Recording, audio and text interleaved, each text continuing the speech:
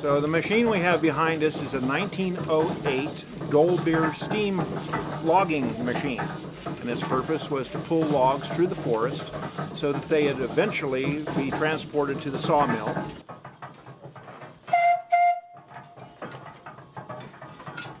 So this steam engine operates essentially by a wood fire boiling a steep kettle full of water, creating steam.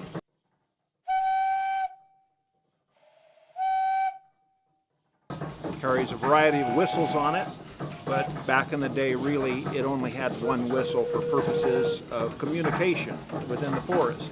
If there was a need for communication over the side of a hill, they would have what's called a whistle pump, a small boy that had a wire that was attached to the whistle, and he would watch the logging operation below and then pull the whistle at the right time so that the steam engineer could engage the machinery and pull the log up from an area where the engineer couldn't exactly see it.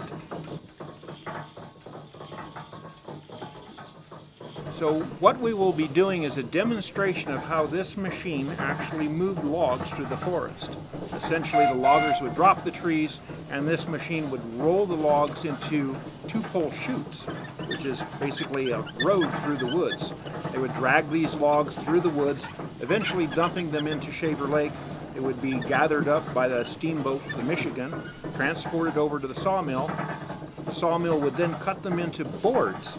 The boards would then be dried, and after a period of time, when they had sufficient buoyancy, they would kick them into the flume.